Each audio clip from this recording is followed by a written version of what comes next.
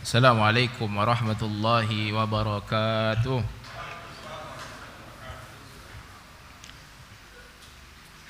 Innal hamdalillah nahmaduhu wa nasta'inuhu wa nastaghfiruhu wa na'udzu billahi min shururi anfusina wa sayyiati a'malina.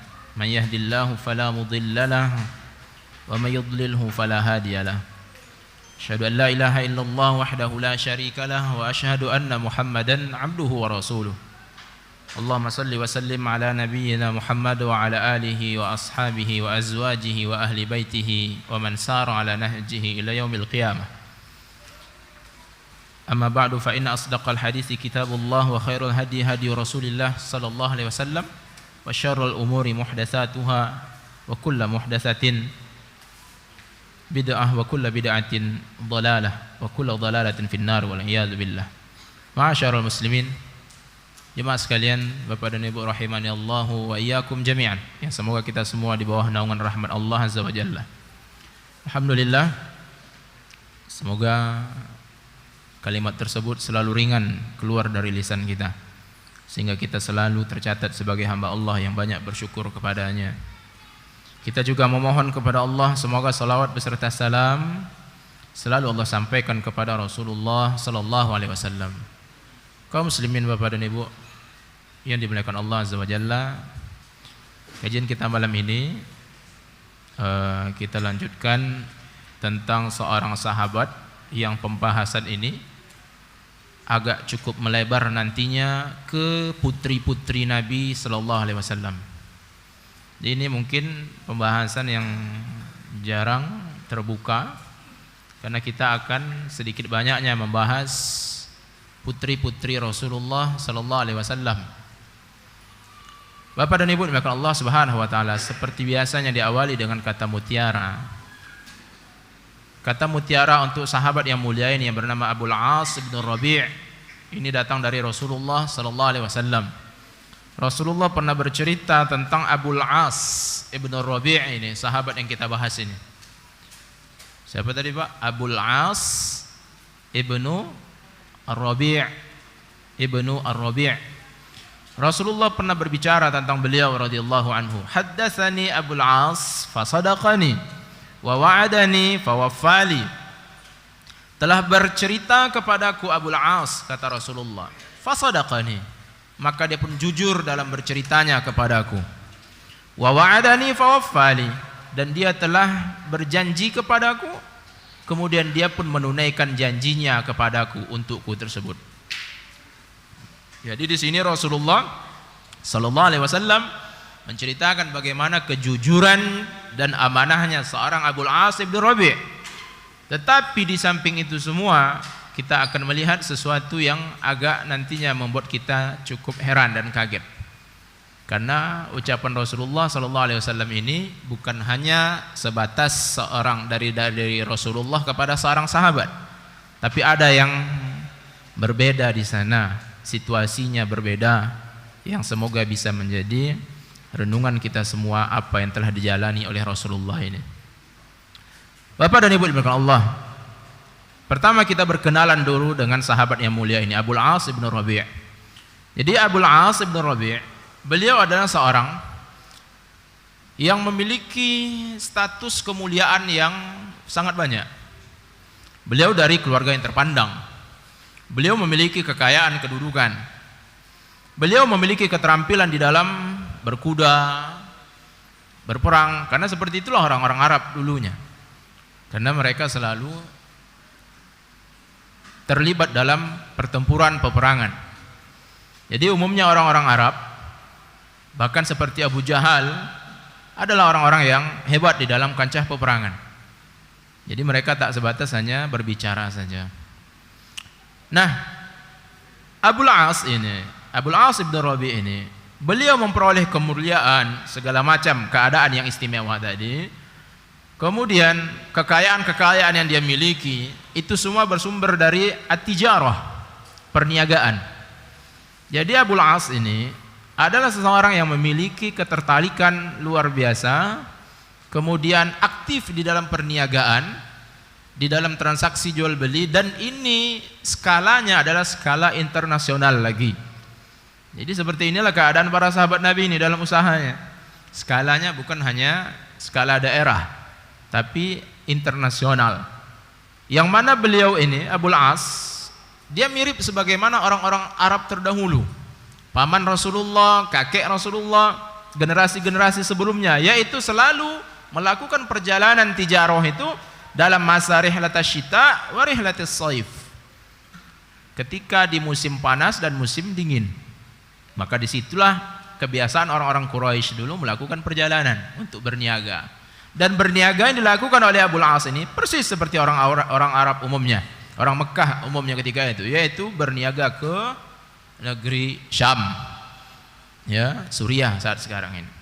Dari Mekah ke Suriah. Perjalanan itu selalu rutin dilakukan oleh Abul As bin Rabi' ini. Nah, dalam satu kali perjalanan, beliau selalu qafilatuhu tadummul mi'ah minal ibil wal mi'ataini min rijal.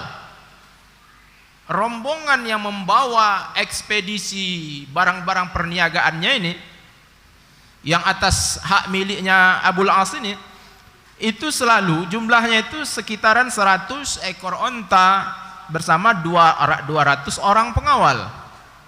Jadi satu onta 2 pengawal. Ontanya ya, kalaulah 35 juta harga onta itu kali 100 sudah 3,5 miliar duitnya itu.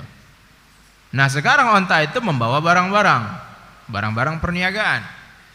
Maka tak bisa kita hitung lagi bagaimana kekayaannya Abul As bin Rabi' ini. Kemudian ditambah lagi orang-orang pun selalu menitipkan, memberikan perniagaan-perniagaan mereka, usaha-usaha mereka titipkan kepada Abul As ini untuk dibawa sekalian ke Syam dengan saham perjanjian dan seterusnya. Beliau kenapa dilakukan terjadi seperti itu padanya? Beliau terkenal dengan kecerdasannya, kejujurannya dan amanahnya. Itulah seorang Abul As bin Rabi'. Nah, di samping ini mulai kita agak masuk lagi ke dalam kepribadiannya Abul As. Beliau adalah seorang yang luar biasa, keterampilannya dalam perniagaannya sampai skala internasional dengan perniagaan yang luar biasa banyak. Ternyata khalatuhu Khadijah bintu Khuwailid. Ternyata bibi kandungnya adalah Khadijah. Berarti Abul As ini adalah keponakannya Khadijah radhiyallahu anha. Jadi beliau adalah keponakan kandung dari Khadijah radhiyallahu anha. Nah, kemudian Khadijah pun memperlakukan Abul As bin Rabi' ini sebagaimana dia perlakukan anaknya. Bukan hanya dianggap sebatas keponakan, tapi diperlakukannya dengan kasih sayang, cintanya dan seterusnya. Dia lakukan dengan seolah-olah seperti anak kandungnya. Itulah yang dilakukan oleh Khadijah kepadanya. Maka Nabi Muhammad pun demikian pula. Dan kala Nabi Muhammad SAW telah menikah dengan Khadijah, maka kasih sayang Nabi Muhammad kepada Abul As pun tak kurang dari kasih sayang istrinya tercinta, ibunda kita radhiyallahu anha. Jadi Khadijah adalah, nanti mudah-mudahan suatu pembahasan khusus nanti kita cari waktunya, adalah orang yang paling dicintai oleh Rasulullah sallallahu alaihi wasallam dan paling dicemburui oleh Aisyah radhiyallahu anha, padahal Aisyah tak pernah berjumpa dengan Khadijah. Tak ada berjumpa dengan Khadijah radhiyallahu anha. Tapi Aisyah selalu cemburu dengan Khadijah karena Rasulullah sering dan terus menyebut-nyebut Khadijah di depan Aisyah radhiyallahu anha. Nah, jadi Bapak dan Ibu dimuliakan Allah Subhanahu wa taala. Kemudian berlalulah masa-masa dengan cepatnya. Kemudian mulailah masuk kita ke pembahasan berikutnya. Rasulullah pun telah memiliki seorang anak. Anak Rasulullah ada 4 perempuan. Yang paling tua adalah Zainab.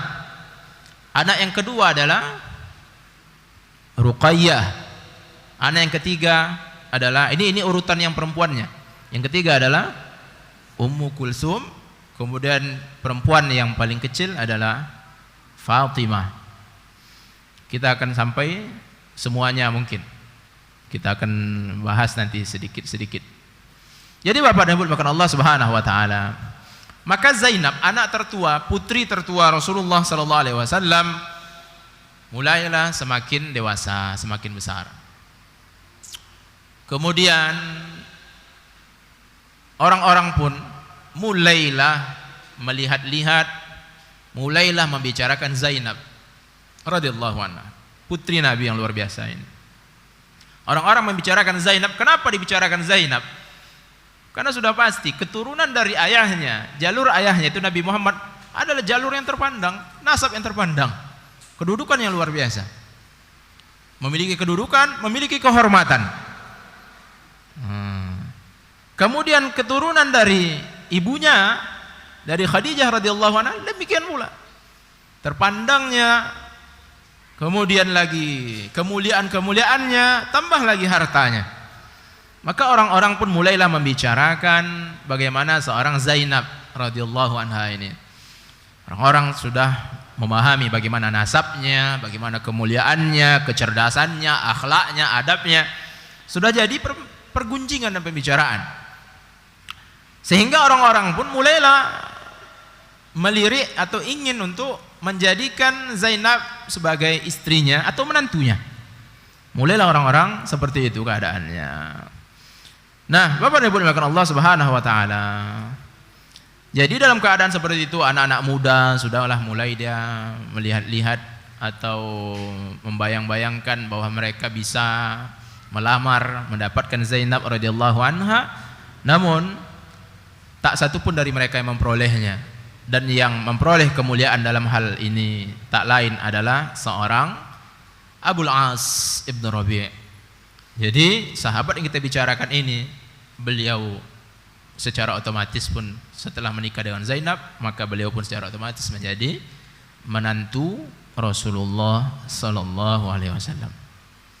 Abul As, dia adalah keponakan kandung Khadijah, kemudian menjadi menantu Rasulullah sallallahu alaihi wasallam, keponakan kandung Khadijah, lalu menikah dengan anak Khadijah bersama Rasulullah sallallahu alaihi wasallam. Berarti Abul As dengan Zainab hubungannya adalah sepupu.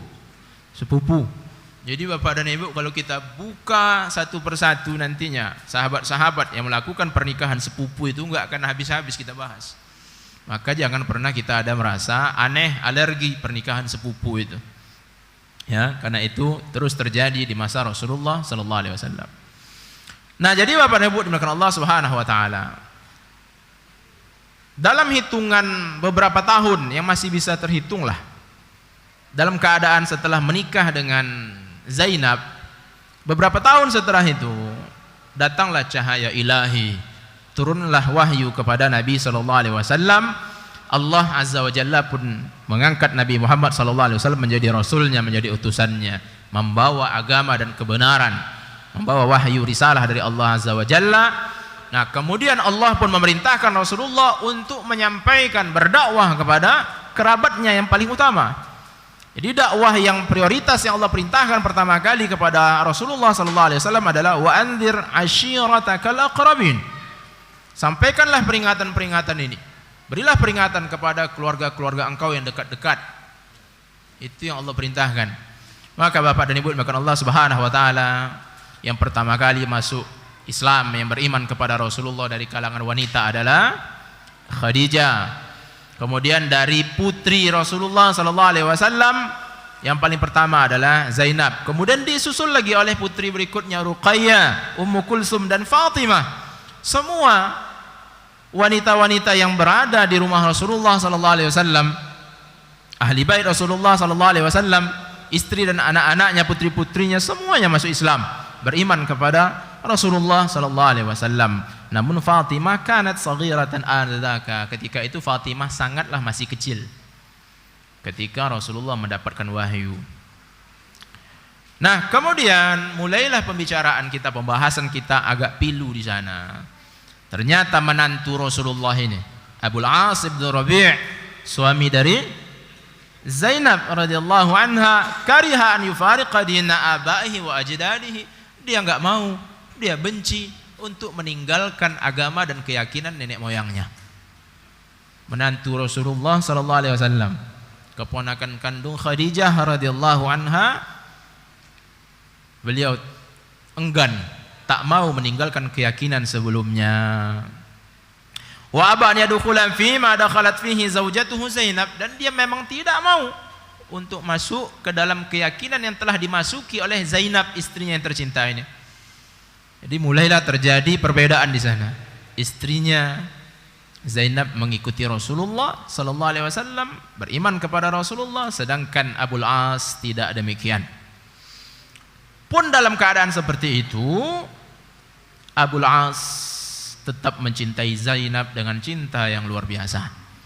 Luar biasa sayangnya kepada putri Rasulullah sallallahu alaihi wasallam yang mulia ini. Kemudian Bapak dan Ibu dimuliakan Allah, Nabi sallallahu alaihi wasallam telah berdakwah. Kemudian setelah ahlul bait, keluarga, kerabat-kerabat, mulailah Rasulullah berdakwah kepada masyarakat-masyarakat di Mekah, masyarakat Quraisy. Nah, otomatis terjadilah an-niza'. Terjadilah perselisihan antara Rasulullah sallallahu alaihi wasallam dengan orang Quraisy. Mulailah terjadi gesekan, mulailah terjadi perlawanan, tersinggung-tersinggungnya orang-orang Quraisy kepada Rasulullah sallallahu alaihi wasallam.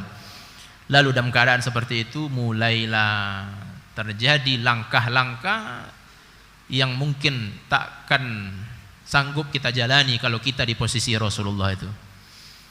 Di antara mereka orang-orang kafir mengatakan, waihakum innakum qad hamaltum an Muhammadin humumahu bitazwiji fityanikum min banatihi falau radattumuhunna ilaihi lan syaghala bihinna ankum. Celakalah kalian, kata orang-orang Quraisy tadi, orang-orang kafir. Kalian pikul bebannya Muhammad. Kalian bawa apa yang terjadi pada Muhammad. Kalian tanggung-tanggung juga yang terjadi pada Muhammad ini. Tetap kalian jalani, tetap kalian tanggung itu semua, yaitu karena kalian menikahkan anak muda kalian dengan putri-putrinya Muhammad itu. Kenapa lah kalian mau memikulnya? Jadi tanggungan-tanggungan yang berat tadi itu. Kemudian lagi dakwahnya Muhammad tadi begini dan begitu. Kemudian segala macam perselisihan itu tetap kalian tanggung tadi. Itu semua kalian jalani ya karena kalian mau juga kalian menanggung anak-anaknya Muhammad itu. Begitulah jadi hasutan-hasutan di tengah orang-orang kafir Quraisy. Jadi mereka seperti itu. Seandainya kalian kembalikan putri-putri Muhammad tadi kepada Muhammad, niscaya Muhammad akan tersibukkan oleh putrinya tadi. Jadi enggak dia lagi berdakwah lagi, enggak menceritakan Tuhan-Tuhan kita lagi. Ini hasutan agar putri-putri Rasulullah dikembalikan kepada Rasulullah, atau istilah lainnya diceraikan. Apa yang terjadi Bapak dan Ibu dimakan Allah? Lalu orang-orang pun mulailah semakin mendukung itu. Ni'mar ra'i ma ra'aitum wa ma syau ila Abil As wa qalu lahu. Jadi mereka pun mengatakan saling mendukung. Iya, pendapat yang paling bagus ini. Luar biasa cemerlang pendapat ini yang telah kalian sampaikan tadi itu. Lalu mereka pun pergi mendatangi Abul As, sahabat yang kita bicarakan ini, yang kita bahas ini. Fariq sahibataka ya Abul As waruddaha ila baiti abiha wa nahnu nuzawwijuka ayyam ra'atin tasha' min kara'imi aqilati Quraisy. Wahai Abul As, ceraikan istrimu itu. Ceraikan istrimu itu wahai Abul As. Kembalikan dia ke rumah ayahnya. Setelah itu maka kami akan nikahkan engkau dengan perempuan manapun yang kau inginkan. Tawaran-tawaran luar biasa dari masyarakat Quraisy. Wanita manapun yang kau inginkan, kedudukannya seperti apapun, akan kami nikahkan dengan engkau wahai Abul As. Ceraikan saja anak Muhammad ini, putri Muhammad ini. Kita lihat jawaban dari Abul As. Beliau menjawab, la wallah inni la ufariqu sahibati wa ma uhibbu anna li biha nisa dunya jami'an. Tidak, demi Allah, sesungguhnya aku tidak akan menceraikan istriku, dan aku tidak menginginkan bahwa untukku seluruh wanita di dunia ini, tak ku inginkan itu kalaulah seandainya aku menceraikan istriku ini. Jadi ternyata menurut Abul As, seluruh wanita di dunia ini pun tak bisa menyamai Zainab bintu Rasulullah sallallahu alaihi wasallam. Maka tetap dia pertahankan putri Rasulullah sallallahu alaihi wasallam. Jadi Zainab masih tertahan lagi nih. Kemudian kita masuk ke putri Nabi yang dua lagi. Ada pendua putri Rasulullah, Ruqayyah dan Ummu Kulsum, ternyata telah diceraikan. Ada di antara kita yang bisa membayangkan bagaimana hari-hari ini dijalani oleh Rasulullah ini enggak? Diceraikan. Gara-gara Nabi SAW mulai mendakwahkan wahyu dari Allah Azza wa Jalla. Maka Rasulullah SAW telah menyampaikan itu, asyaddun nasi bala'an al-anbiya, tsummal amsal fal amsal. Manusia yang paling berat, paling dahsyat ujiannya adalah para nabi. Kemudian yang serupa, yang mirip dengan para nabi, dan yang mirip setelah itu berikutnya. Jadi Bapak dan Ibu dimakan Allah Subhanahu wa taala, ini adalah ujian yang dijalani oleh Rasulullah SAW yang mungkin belum pernah kita dengar atau jarang kita dengar, bahwa ternyata setelah Rasulullah berdakwah, putri-putri Rasulullah pun diceraikan. Ummu Kulsum, Ruqayyah dan Ummu Kulsum diceraikan oleh suaminya, lalu dikembalikan kepada Rasulullah SAW. Tapi ternyata Rasulullah pun mereaksinya dengan kebahagiaan.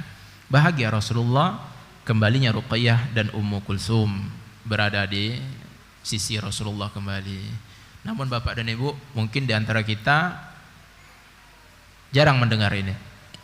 Siapa rasa-rasanya yang menceraikan Ruqayyah dan Ummu Kulsum? Siapa suami mereka itu? Ruqayyah ternyata suaminya adalah Utbah. Ummu Kulsum suaminya adalah Utaibah. Siapa Utbah dan Utaibah itu? Ternyata Utbah dan Utaibah adalah dua-duanya putra Abu Lahab. Jadi ternyata Ruqayyah dan Ummu Kulsum dulu mereka berdua menjadi menantunya Abdul Uzza atau Abu Lahab. Bapak dan Ibu dimakan Allah Subhanahu wa taala. Jadi Ruqayyah tadi kan urutan usianya lebih paling tua adalah Zainab, yang kedua adalah Ruqayyah, baru Ummu Kulsum, baru Fatimah. Ruqayyah ini ketika dinikahi oleh Utbah bin Abi Lahab, usianya ketika itu kita tengok nih dianalisa oleh Al-Hafiz Ibnu Hajar. Jadi Ibnu Hajar Al-Asqalani membahas ini. Beliau Ruqayyah ini radhiyallahu anha, beliau lahir ketika usia Rasulullah 33 tahun. Dengan berbagai dalil hadis yang disampaikan kepada Imam Al-Hafiz Ibnu Hajar. Rasulullah di usia 33 tahun, Rasulullah menikah dengan Khadijah di usia 25. Di usia 33 tahun Rasulullah tadi setelah menikah dengan Khadijah, ketika di usia 33 tahun itulah lahirnya Ruqayyah. Rasulullah menjadi Rasul di usia 40 tahun. Berarti usia Ruqayyah ketika itu lebih kurang 7 tahun masih. Maka Ibnu Hajar Al-Asqalani menyampaikan dengan berbagai riwayat yang telah sampai kepada beliau rahimahullahu taala, maka Ibnu Hajar menyampaikan bahwa Ruqayyah dan Ummu Kulsum ketika diceraikan, dikembalikan ke Rasulullah, statusnya masih dalam keadaan gadis. Jadi belum tersentuh lagi. Karena Ruqayyah tadi saja menikah di usia 7 tahun. Jadi orang-orang Arab ketika itu menikah di usia 7 tahun itu memang mereka lakukan, tapi untuk berhubungan masih belum. Sampai di usia 9 tahun sebagaimana Aisyah menceritakan, Rasulullah menikah dengannya di usia 7 tahun, lalu berhubungan dengan Aisyah di usia 9 tahun. Nah ini Ruqayyah masih di usia 7 tahun. Kemudian apalagi Ummu Kulsum, maka lebih di bawah dari itu usianya. Maka itulah Ibnu Hajar mengatakan bahwa mereka berdua diceraikan dalam keadaan masih gadis. Jadi Bapak dan Ibu dimuliakan Allah, Utbah dan Utaibah anaknya Abu Lahab. Berarti Utbah dan Utaibah ini hubungan dengan Rasulullah apa? Selain menantu, sepupu lagi, Pak. Jadi Bapak dan Ibu, sangat banyak nih ini sebelum Islam. Oke lah, setelah Islam akan banyak juga kita jumpai sepupu-sepupu. Jadi kalau memang terlihat kalau ada sepupu itu memang hafiz dia, Pak. Hafal Qur'annya bagus, akhlaknya bagus. Jangan dilope ke orang lain, Pak. Nah, Kalau ada nampak sepupu, keponakan-keponakan yang bagus perangainya, tamatan pesantren, hafizah, jangan dikasih ke orang lain. Udah pakai dulu, dimanfaatkan dulu untuk kita di dalam keluarga tadi. Nikahkan dengan anak-anak kita pula. Jadi yang bujang-bujang nih di skip dulu ya. Bapak dan Ibu dimakan Allah Subhanahu wa taala. Adapun Utbah, anaknya Abu Lahab tadi. Jadi apa penyebabnya mereka ini tadi menceraikan Ruqayyah dan Ummu Kulsum? Jadi Bapak dan Ibu dimakan Allah Subhanahu wa taala, begitu Rasulullah berdakwah menyampaikan wahyu, mulailah Abu Lahab tadi taruhnya kotoran di depan pintu Rasulullah sallallahu alaihi wasallam, ditaruhnya lah duri-duri. Sekongkol pula tu laki bini Abu Lahab dengan istrinya yang bernama Ummu Jamil. Ummu Jamil ini bintu Harbin. Jadi bininya Abu Lahab ini saudari kandungnya Abu Sufyan ibnul Harb. Ini ada hubungan mereka semuanya, orang-orang besar tadi. Lalu Ummu Jamil ini dia punya kalung. Ini ibu-ibu ya kalau punya kalung. Dan bapak-bapak juga kalau punya harta. Tengok nih apa terjadi. Ummu Jamil dia punya kalung. Lalu kalungnya ini dia jual, dia gunakan untuk sebagai dana melawan Rasulullah sallallahu alaihi wasallam. Jadi sebagai dana untuk menghalangi melawan dakwah Rasulullah sallallahu alaihi wasallam. Apa yang terjadi setelah itu? Setelah perilaku Abu Lahab dan istrinya ini Ummu Jamil seperti ini, turunlah surah Al-Lahab. Tabbat siyada Abi Lahabin wa tabb. Celakalah kedua tangan Abu Lahab dan celakalah ia oleh Syiah Al-Ghulat. Syiah yang ekstrim, mereka tafsirkan menurut mereka bahwa arti dua tangan Abu Lahab di situ, celakalah dua tangan Abu Lahab. Dua tangan Abu Lahab di situ artinya adalah Abu Bakar dan Umar. Nah, begitulah Syiah itu luar biasa. Luar biasa mengerikannya. Maka para ulama bahkan ada seorang ulama ditanya, Ibnu Taimiyah atau Syekh Utsaimin lupa ditanya tentang Syiah itu, apakah mereka murtad? Lalu dijawab, mereka tidak murtad. Kenapa tidak murtad? Karena Islam aja enggak. Itu jawaban dari para ulama. Luar biasa. Bahkan mereka melakukan at-ta'nu fi ashabi Rasulillah. Mereka menyerang, mereka menjudge luar biasa kepada para sahabat Nabi SAW, bahkan para sahabat yang sangat agung seperti Abu Bakar dan Umar radhiyallahu anhuma. Jadi dua tangan Abu Lahab adalah Abu Bakar dan Umar menurut Syiah tadi. Allahu Akbar. Jadi tafsir kau jumpa itu Pak, penjelasan itu dari Syiah. Semoga Allah beri hidayah mereka. Celakalah kedua tangan Abu Lahab dan celakalah ia.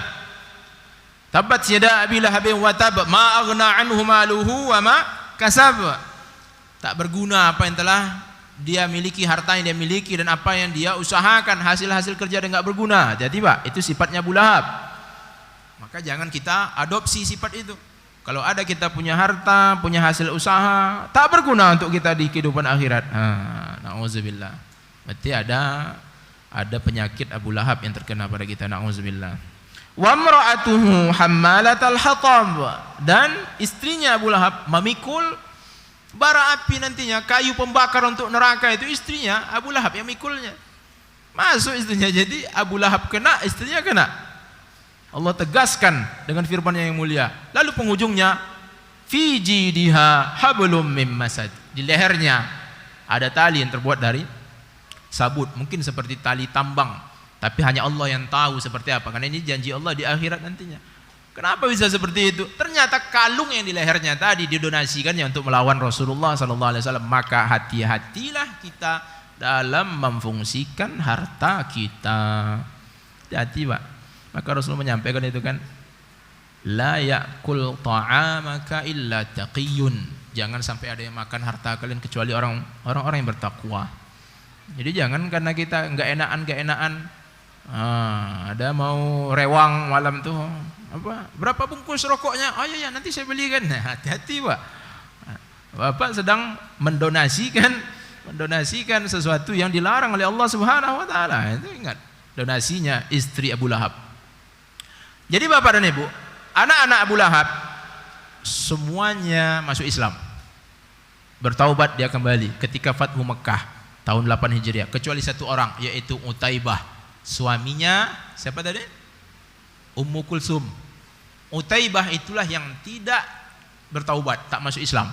Bahkan dia terus melawan Rasulullah SAW, dilawannya luar biasa perlawanannya kepada Rasulullah, sehingga terdoakanlah oleh Rasulullah SAW, Allahumma sallit alaihi kalban min kilabika.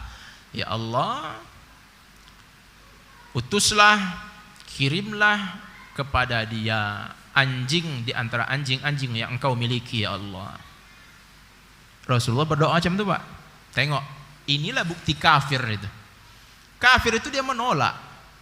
Kok bisa dia dikatakan kafir hanya sebatas menolak? Ternyata bukan hanya menolak dari lisannya, hatinya percaya itu, Pak. Apa yang terjadi? Utaibah setelah itu melakukan perniagaan, pergi dia ke Syam.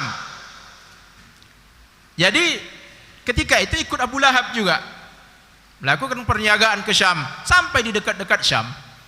Sampai di dekat-dekat Syam, Abu Lahab ngomong kepada semua rombongan tadi, tolong kalian jaga Utaibah. Kenapa? Karena aku khawatir dia terkena doanya Muhammad. Itu kafir itu. Ternyata dia percaya, Pak. Apa yang terjadi? Orang-orang itu pun, ini berbagai riwayat menceritakan itu, bahwa ternyata setiap kali mereka berhenti untuk istirahat, maka Utaibah itu tak berani dia berhenti istirahat itu kecuali di belakangnya adalah dinding. Jadi kalau belakang dinding kan tidak ada apa-apa di belakang berarti itu. Kalau tak ada dinding di belakangnya, kalau nggak ada pohon, nggak ada, dia khawatir itu. Dari belakang pula datang anjing ini tadi itu. Jadi seperti itulah. Lalu Abu Lahab meminta kepada rombongan tadi untuk mengawal putranya ini, Utaibah. Ternyata begitu dekat ke Syam, orang-orang setiap berhenti seperti itu. Jadi Utaibah bersandar dia ke pohon atau ke dinding, orang-orang mengitarinya. Saking ketakutan terhadap doa Rasulullah. Nah, sampai di dekat Syam, sudah mereka seperti itu juga formasi duduknya, tetapi datanglah seekor singa. Kalau datang seekor singa, siapa yang mau nunggu itu? Tidak kena ada yang mau nunggu itu. Dikasih 1 miliar pun tidak kena mau, Pak. 1 M kalau masuk UGD masih yo lah.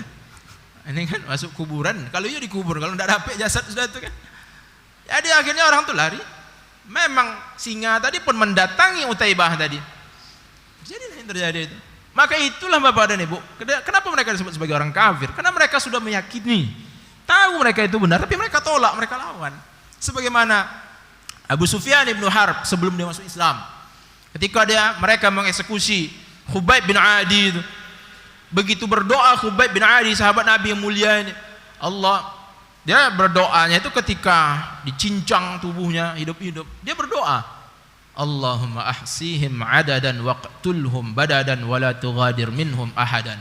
Ya Allah, hitung mereka semua ya Allah. Ya Allah, celakakanlah mereka semua, binasakan mereka semua ya Allah. Ya Allah, jangan engkau bebaskan mereka satupun ya Allah. Itu Abu Sufyan, di sampingnya ada Muawiyah. Ditundukkannya langsung Muawiyah. Muawiyah yang bercerita, kenapa ayahnya Abu Sufyan menundukkannya? Takut sesuatu terjatuh dari atas langit menimpanya. Maka ditundukkannya Muawiyah. Itulah mereka yakin itu, percaya mereka, tapi mereka lawan. Maka itulah disebut dengan orang-orang kafir. Nah, itu terjadi kepada Utaibah.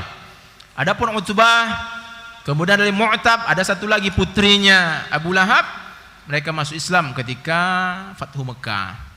Nah, jadi Bapak dan Ibu, maka Allah Subhanahu wa taala, Ruqayyah dan Ummu Kulsum dikembalikan, dipaksa oleh Abu Lahab.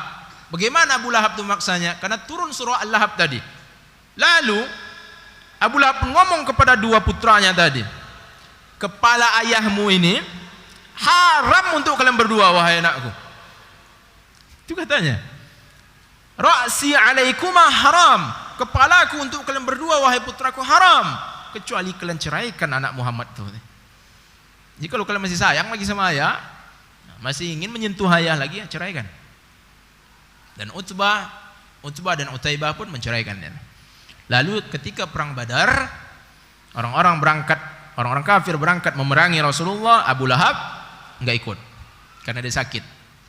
Dia terjangkit sebuah penyakit yang menggerogoti tubuhnya, membusuk tubuhnya itu. Jadi penyakit itu bahkan dipandang sebagai penyakit sial. Dalam Islam nggak ada sial, Pak, ya.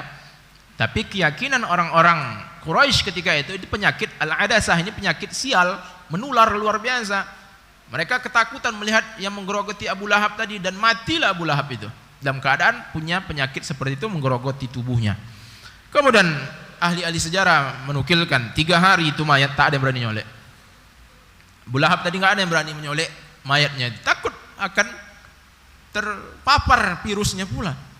Lalu di antara mereka, karena sudah semakin khawatir keluarganya tadi, anak-anaknya juga, setelah 3 hari dia mati Abu Lahab tadi, digalilah lubang di samping, agak berjaga jarak lah itu dengan mayat tadi, digali lubang.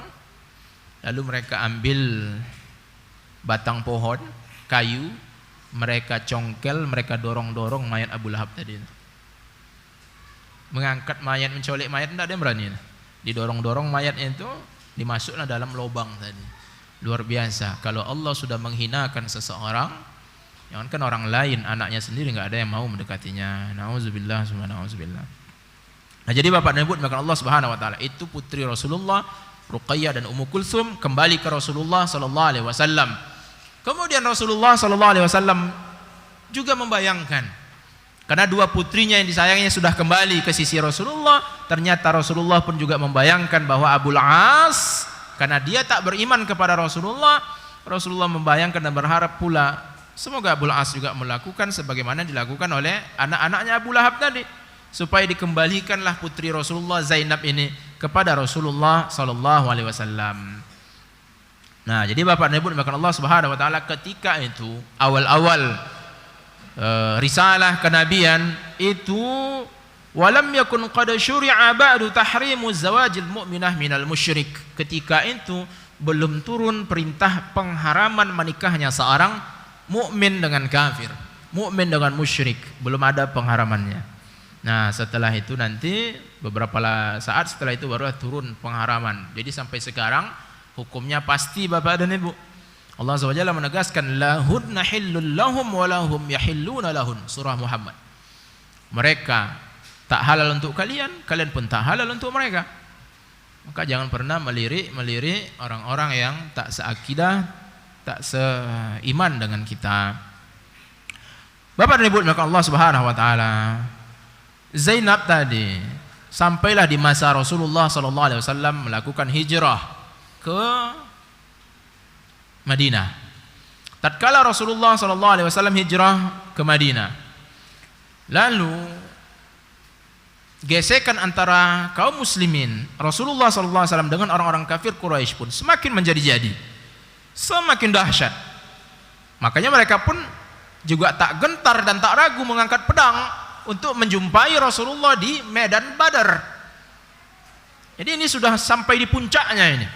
Orang-orang kafir Quraisy sudah sampai di puncaknya, lalu mereka pun dengan keinginan dan bulatnya tekad berangkat ke Badar untuk menghadapi Rasulullah sallallahu alaihi wasallam. Nah, dalam keadaan seperti itu, Abul As tadi, Abul As dia masih bersama dengan Zainab, masih di Mekah. Rasulullah sudah hijrah ke Madinah. Jadi Zainab masih bersama dengan Abul As.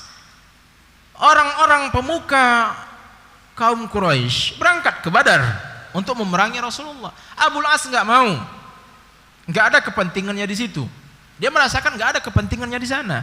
Ditambah lagi tentunya dia tetap merasakan bahwa yang akan dihadapi adalah ayah dari Zainab.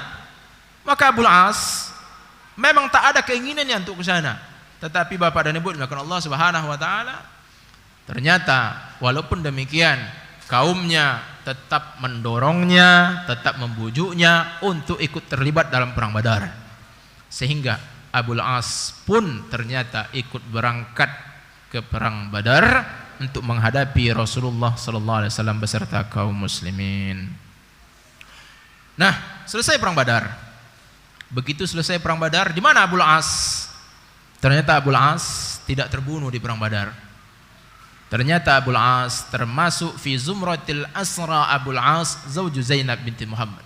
Ternyata ketika selesai perang Badar, Lalu dilihat-lihatlah yang mati di sana, orang-orang kafir yang meninggal di sana, tak dijumpai Abul As, dan ternyata Abul As tergabung dalam orang-orang yang ditawan. Berarti dia selamat dalam perang Badar, namun perang Badar mereka kalah dan Abul As tadi tertangkap dan beliau pun menjadi tawanan. Bapak nyebut makan Allah Subhanahu wa taala. Rasulullah sallallahu alaihi wasallam selesai perang Badar, mulailah Rasulullah menentukan besaran fidyah, tebusan untuk orang-orang yang ditawan tadi. Maka dipertimbangkan oleh Rasulullah sallallahu alaihi wasallam berdasarkan status orangnya tentunya. Orang yang terpandang bagaimana, orang yang berpengaruh bagaimana. Besaran tebusannya tadi, fidyah tadi disesuaikan oleh Rasulullah sallallahu alaihi wasallam. Orang-orang mulailah mondar-mandir, pulang pergi, membawa harta untuk menebus keluarganya yang berada dalam tawanan Rasulullah sallallahu alaihi wasallam. Rasulullah mulailah menentukan, ada yang 1.000 dirham, ada yang 4.000 dirham, tebusan-tebusan tadi. Jadi orang-orang mondar-mandir dari Mekah dan Madinah ini membawa harta yang banyak untuk menebus keluarganya yang berada di dalam tawanan Rasulullah sallallahu alaihi wasallam. Nah, ketika itu datanglah Zainab, putri Rasulullah sallallahu alaihi wasallam yang mulia ini. Zainab ternyata mengutus seorang utusan dikirimnya dari Zainab tadi masih di Mekah. Zainab masih di Mekah bersama dengan Abul As awalnya tadi. Zainab mengirimkan utusan untuk membawa tebusan untuk menebus Abul As. Lalu ternyata Bapak dan Ibu dimakan Allah Subhanahu wa taala, tebusan yang dikirimkan oleh Zainab untuk menebus Abul As tadi adalah qiladatan kanat ahdatha laha ummuha Khadijah bintu Khuwailid. Ternyata yang dibawa oleh utusan tadi sebagai harta menebus Abul As adalah sebuah kalung. Kalung yang Zainab miliki, dan kalung tadi ternyata adalah kalung hadiah dari Khadijah radhiyallahu anha. Maka Bapak dan Ibu dimakan Allah Subhanahu wa taala, begitu terlihat oleh Rasulullah ada utusan seseorang yang membawa kalung tadi, kenal langsung Rasulullah sallallahu alaihi wasallam. Rasulullah pun diceritakan ghasyiyat wajhahul karim, berubahlah ekspresi wajah Rasulullah tadi melihat kalung itu dibawa oleh seseorang untuk menebus Abul As. Terpancarlah al-huzn al-amiq, kesedihan yang sangat dalam dari wajah Rasulullah sallallahu alaihi wasallam melihat kalung tadi dikirimkan oleh Zainab untuk menebus suaminya tadi Abul As. Nah, kemudian Bapak dan Ibu dimuliakan Allah, setelah itu maka Rasulullah pun menoleh kepada para sahabatnya. Inna Zainab ba'atsat bihadzal mal, dan ini adalah hadis yang hasan. Sesungguhnya Zainab telah mengutus harta ini liftidai Abil As, untuk menebus Abul As.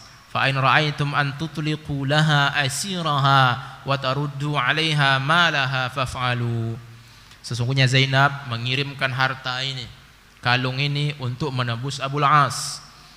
Kalau kalian mau untuk melepaskan Abul As dan kalian kembalikan harta ini, kalung ini kepada Zainab, maka silakanlah kalian lakukan kalau kalian mau, kata Rasulullah sallallahu alaihi wasallam.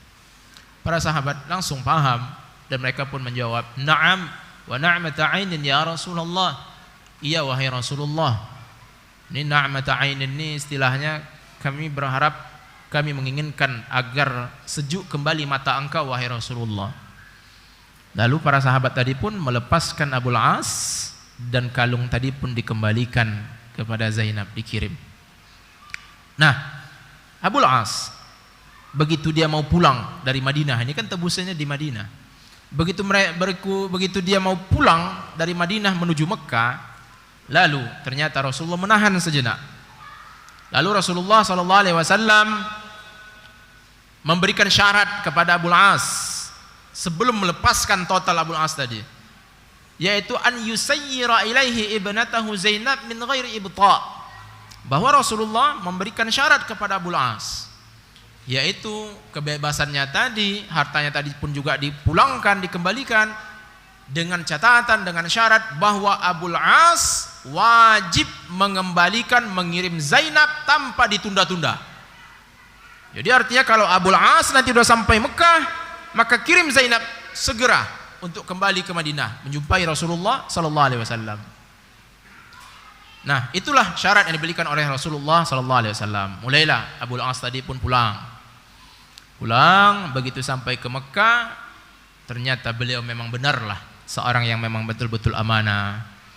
Lalu beliau pun langsung mendatangi Zainab radhiyallahu anha. Langsung. Lalu dia menyuruh istrinya tadi untuk siap-siap birrahil, untuk melakukan perjalanan. Luar biasa amanahnya Abul As radhiyallahu anhu. Disuruhnya Zainab tadi istrinya putri Rasulullah langsung siap-siap.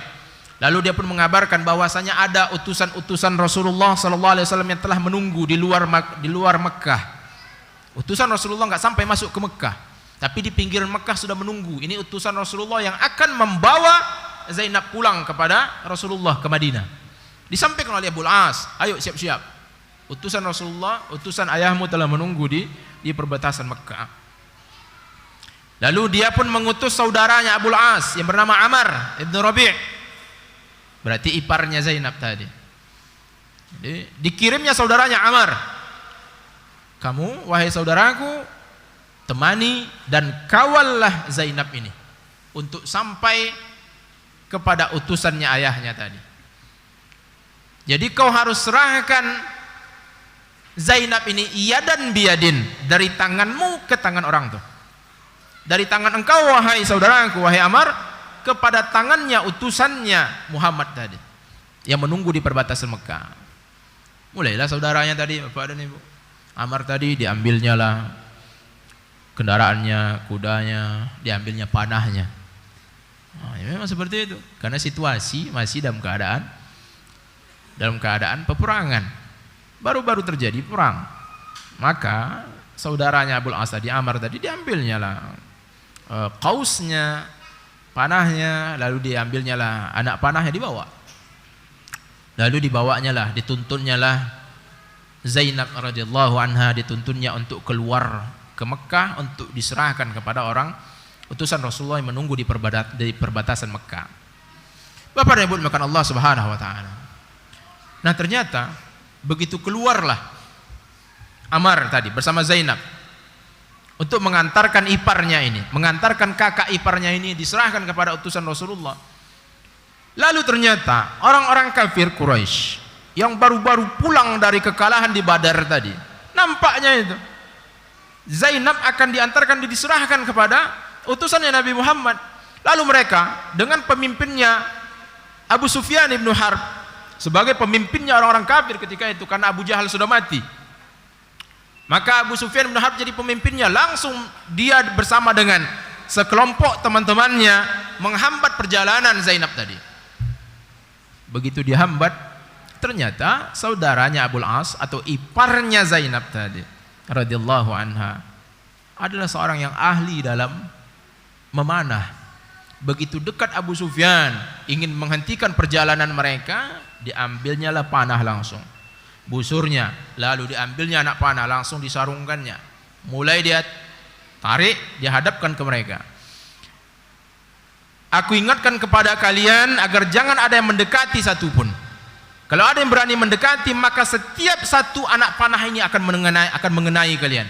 Orang ini udah tahu bahwa Amr ini saudaranya Abul As ini adalah seorang yang ahli dalam memanah, tak pernah meleset. Maka tak ada yang berani. Tak ada yang berani. Tapi mereka jaga jarak. Lalu mulailah Abu Sufyan ibn Harb mengatakan, innaka lam tusib fi ma sana'ta, wahai keponakanku, yang kamu lakukan ini salah. Kau dengar dulu ceritanya ini. Yang kamu lakukan ini salah, wahai keponakanku. Kenapa? Kau sudah tahu bahwa antara kita dengan Muhammad sedang dalam keadaan pertikaian, peperangan. Lalu kau pun sudah tahu apa yang terjadi, barusan terjadi antara kita dengan Muhammad. Nah, sekarang kau bawa anaknya Muhammad, putrinya Muhammad, ala niyatan ala ru'usin nas, terang-terangan di depan orang-orang, kau bawa terang-terangan macam ini. Maka menurut kamu, wahai keponakanku, kalau kamu lakukan seperti ini dan kalau kami biarkan, apa yang akan terjadi opini yang tersebar nanti? Media-media akan menyebarkan berita apa? Kalau ada media di masa itu akan menyebarkan berita apa? Mereka akan menyatakan, menyampaikan berita, akan memviralkan bahwasanya kita adalah kelompok yang jubun. Jubun itu pengecut. Sudahlah kalah, dilepaskannya aja putri Muhammad tadi. Maka inilah yang akan viral nanti, wahai keponakanku, karena kau terang-terangan macam ini. Lalu dibisikinya sedikit, kalau kau mau melepaskan, mengantarkan anak Muhammad ini, maka lakukanlah dalam keadaan diam-diam. Jangan terang-terangan macam ini. Kalau mak dia awak doang, ya kan? Jadi Bapak dan Ibu bahkan Allah Subhanahu wa taala amar tadi pun saudara Abul As memahami itu, lalu dia pun kembali, dibawanya Zainab tadi, disetujunya dibawa kembali ke Mekah, ditunggunya beberapa hari, lalu di waktu malamnya barulah diantarkannya Zainab kepada utusan Rasulullah sallallahu alaihi wasallam, dan utusan Rasulullah tadi pun membawa Zainab untuk kembali ke sisi Rasulullah sallallahu alaihi wasallam. Kita jeda sejenak mendengarkan azan salat Isya. Ada sallallahu ala nabiyina Muhammad. Fadhal Pak. Bismillah. Alhamdulillah, salatu wassalamu ala Rasulillah, ma ba'd. Bapak dan Ibu rahimani Allah wa iyyakum jami'an. Jadi kita lanjutkan lagi. Inilah yang terjadi pada Rasulullah sallallahu alaihi wasallam, yang terjadi kepada putri-putrinya radhiyallahu anhunna jami'an. Jadi Rasulullah memperoleh ujian, menjalani ujian yang tak akan pernah bisa kita bayangkan. Ya. Satu saja putri kita, dan na'udzubillah, bila dikembalikan oleh suaminya ke rumah kita, maka luar biasa beban yang kita rasakan. Anak kita menjadi janda, kemudian kita pun menanggung malu rasanya, dan seterusnya. Tapi Bapak dan Ibu dimakan Allah Subhanahu wa taala, amat benarlah yang Rasulullah sampaikan bahwa yang paling berat ujiannya di dunia ini adalah para nabi. Jadi yang dijalani oleh Rasulullah sallallahu alaihi wasallam itu sudah tidak ada istilahnya lagi menanggung malu, takut dicap orang, ada. Ya, pada putrinya seperti itu. Kemudian di kalangan masyarakat lagi dia dikatakan orang gila dan seterusnya. Jadi Bapak dan Ibu dimakan Allah Subhanahu wa taala, itulah Rasulullah. Dan Rasulullah ternyata tak pernah surut dalam berdakwah walaupun keadaan seperti itu. Maka alangkah anehnya dibilang Wahabi, mulai hilang jenggotnya. Aneh rasanya itu, Pak. Ibu-ibu nanti dibilang Wahabi, Wahaboy katanya kan. Nah, hilang cadar itu. Jadi bapak-bapak mulai pakai celana jin itu, terjulur ke bawah sudah itu. Jadi ibu-ibu dan bapak ini belakang Allah Subhanahu wa taala, enggak ada apa-apanya ujian yang kita jalani dibandingkan yang dijalani oleh Rasulullah sallallahu alaihi wasallam. Kemudian putrinya pun demikian pula. Nah, jadi Zainab tadi pun telah kembali ke sisi Rasulullah sallallahu alaihi wasallam. Kemudian Abul As dia pun menetaplah di Mekah. Dia menetap di Mekah setelah berpisah dengan istrinya ini beberapa waktu, dan dia tidak menikah. Jadi Bapak dan Ibu dimakan Allah Subhanahu wa taala, dia enggak menikah. Zainab tidak menikah, Abul As pun tidak menikah. Berbeda dengan Ruqayyah dan Ummu Kulsum. Ruqayyah dan Ummu Kulsum. Ruqayyah begitu dikembalikan ke sisi Rasulullah sallallahu alaihi wasallam, diceraikan oleh anaknya Abu Lahab tadi. Tak berapa lama setelah itu Rasulullah pun menikahkan Ruqayyah dengan Utsman bin Affan radhiyallahu anhuma. Lalu Ruqayyah ini pun dibawa oleh Utsman bin Affan ikut hijrah ke Habasyah. Jadi Utsman pada tahun 5 Hijriah, pada tahun 5 kenabian, 5 tahun Nabi menjadi nabi berdakwah, lalu dapatlah izin untuk melakukan hijrah ke Habasyah, Ethiopia, ke Afrika, seberang sana. Berangkatlah Utsman bin Affan radhiyallahu anhu bersama dengan putri Rasulullah ini, Ruqayyah ini. Jadi Rasulullah itu putrinya kayak gini perjalanannya itu, Pak. Jadi ibu-ibu juga mungkin ini menarik untuk dibahas di rumah, disampaikan ke kaum-kaum wanita, putri kita, cucu-cucu kita, edukasi. Jadi jangan dibaca itu novel-novel aja umpamanya, atau ditengok film-film aja, sinetron. Nah, ini nyata. Putri Rasulullah sallallahu alaihi wasallam, pemimpin dunia, utusan Allah Subhanahu wa taala, hijrah, melakukan perjalanan dari Mekah menuju Habasyah, lalu balik lagi. Nah, kemudian Bapak dan Ibu dimuliakan Allah Subhanahu wa taala, begitu di perang Badar tadi di tahun 2 Hijriah. tahun 2 Hijriah, Ruqayyah tadi sakit. Sakitlah Ruqayyah tadi. Lalu Utsman bin Affan minta izin kepada Rasulullah untuk tidak ikut ke perang Badar karena menjaga Ruqayyah. Rasulullah pun mengizinkan Utsman bin Affan. Maka Utsman bin Affan tidak hadir di perang Badar. Nah, jadi Bapak dan Ibu dimuliakan Allah Subhanahu wa taala, ternyata ketika Utsman bin Affan merawat Ruqayyah yang sedang sakit di Madinah, Rasulullah beserta kaum muslimin berjuang di Badar. Ternyata di saat itulah Ruqayyah meninggal dunia radhiyallahu anha. Kemudian tak berapa lama setelah itu, ya setelah Rasulullah pulang dari perang Badar tadi, Rasulullah tak menjumpai Ruqayyah lagi, tidak melihat penyelenggaraan jenazah lagi. Jadi inilah hari-hari yang dijalani oleh Rasulullah sallallahu alaihi wasallam. Ini kita memang enggak akan bisa kita menyamai itu, karena memang benarlah luar biasa beban perjalanan ujian yang dijalani oleh Rasulullah sallallahu alaihi wasallam. Nah, setelah itu tak berapa lama Rasulullah pun menikahkan lagi putrinya ini yang berikutnya, yaitu Ummu Kulsum, dinikahkannya kepada Utsman bin Affan radhiyallahu anhu. Jadi makanya Utsman bin Affan gelarnya adalah Dzunnuraini. Dzunnuraini, orang yang memiliki 2 cahaya, karena menikah dengan 2 putri Rasulullah sallallahu alaihi wasallam. Nah, itu juga menjadi sunnah, Pak, Bu. Menjadi hukum, istimbat hukum, menjadi pelajaran. Kalau bapak-bapak punya menantu perangainya bagus, meninggal anak yang pertama, anak yang kedua bisa coba disiapkan untuk ke situ. Ya kini Pak, yang mencari orang-orang anak-anak yang bagus perangainya ini luar biasa payahnya, Pak. Ada yang ancak perangainya, tapi begitu keluar dari rumah jadi sebat, jadinya ahli hisab.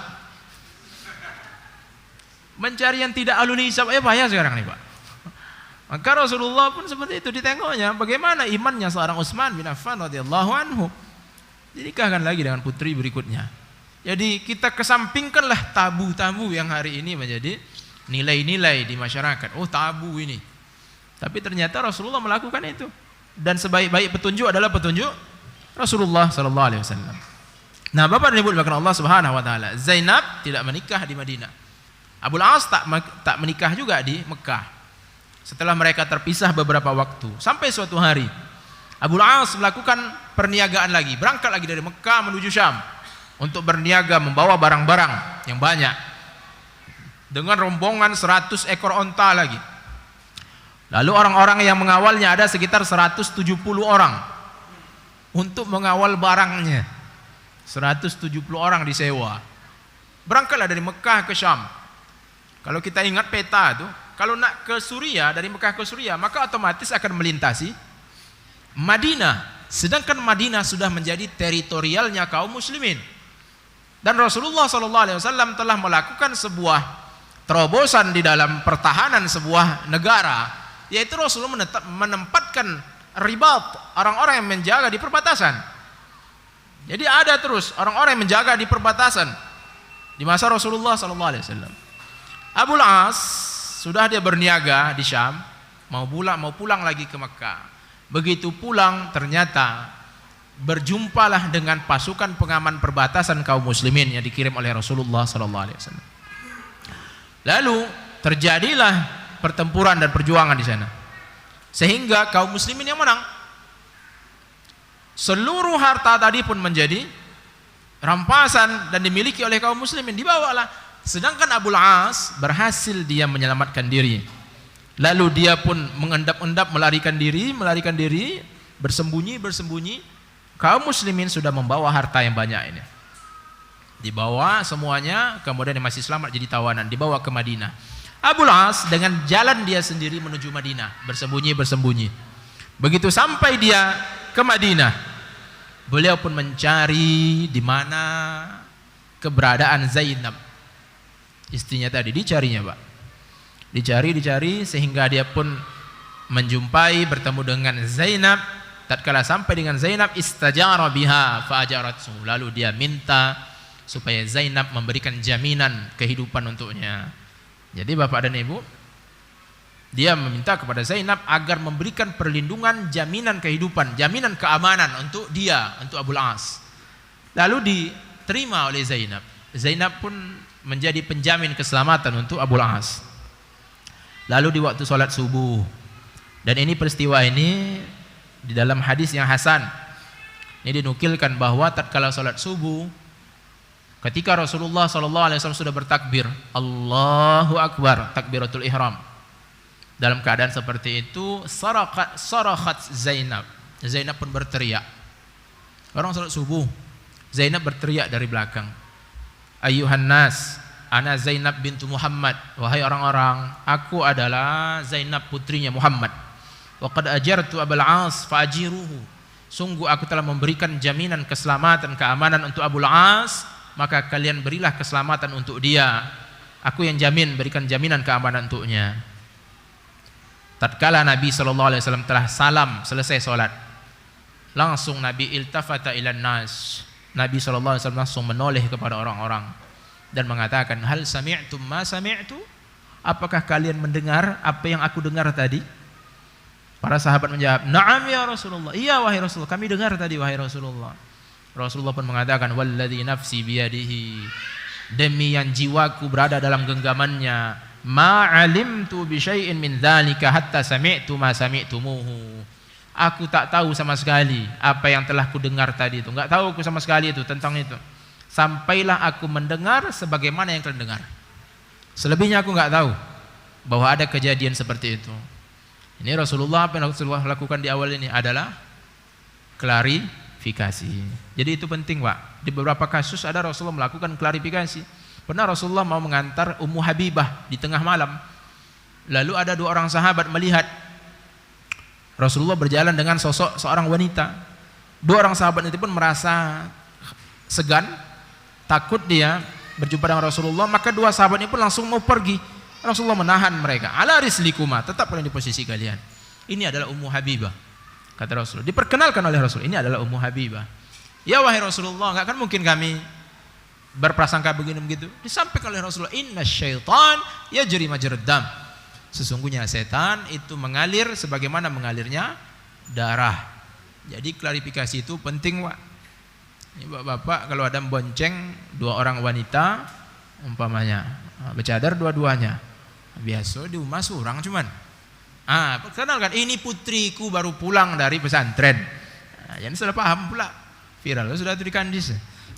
Ini bapak dan ibu, ini ada dilakukan oleh Rasulullah SAW untuk menghentikan dosa yang dikhawatirkan akan timbul setelah itu. Maka Rasulullah melakukan klarifikasi. Aku enggak tahu sampai aku mendengar itu semua. Wa innahu yujiru minal muslimin adnahum. Sesungguhnya seorang muslim itu pun, bahkan muslim yang paling rendah sekalipun statusnya, dia tetap bisa memberikan jaminan keamanan. Jadi Bapak dan Ibu, inilah keagungan Islam, dan ini harus menjadi prinsip kita.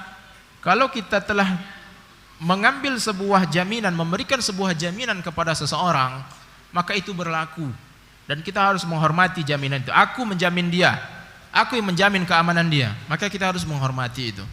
Rasulullah menyampaikan, bahkan dari muslim yang paling rendah sekalipun statusnya, apakah status sosialnya, maka dia tetap berlaku jaminan itu.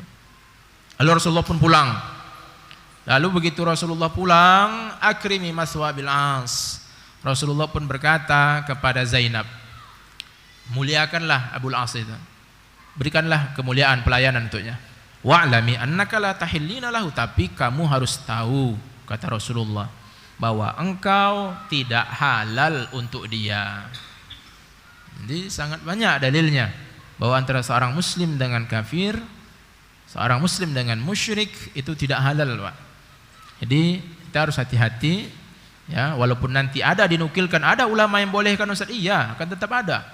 Tetapi dengan nas-nas dalil-dalil yang sangat banyak, yang sangat sharih, yang jelas bahwa itu adalah dilarang.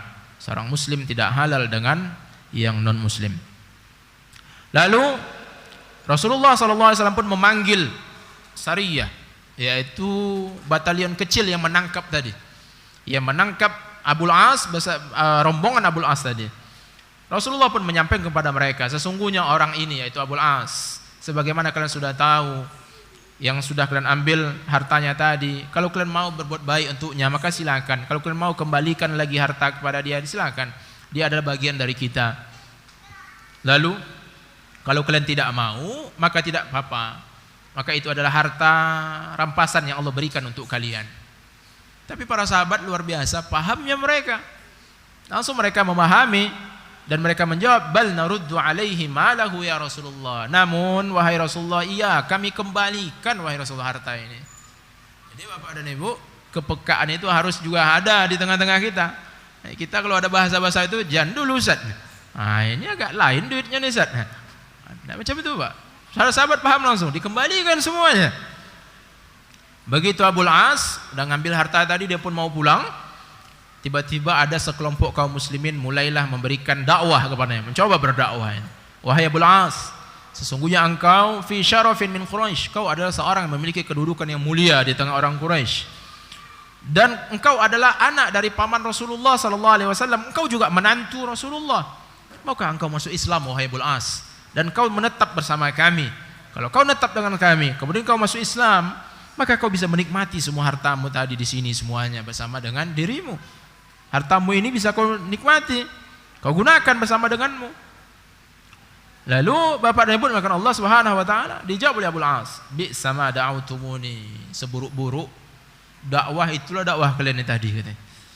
Kenapa? Karena harta itu ternyata bukan harta dia saja, ada harta titipan dari orang-orang Quraisy. Nah, maka dia katakan seburuk-buruk dakwah ya dakwah kalian tadi ini. Kalian ajak aku seperti itu dan aku tidak akan mau memulai agamaku ini. Kalau seandainya aku memilih agama baru ini, enggak akan mau aku mulai dengan tipuan seperti ini. Pulang dari Madinah menuju Mekah. Nah, begitu sampai ke Mekah dia pun teriak langsung, ya ma'syarul Quraisy, apakah wahai masyarakat Quraisy, hal baqiya li ahadin minkum indi malun lam ya'khudhu, apakah kalian masih punya harta yang belum diambil nih dari rombongan yang ada pada aku ini? Ambil semuanya, ambil, semua orang ambil. Hartaku yang ini wahai Abul As, ambil. Ini ambil semuanya.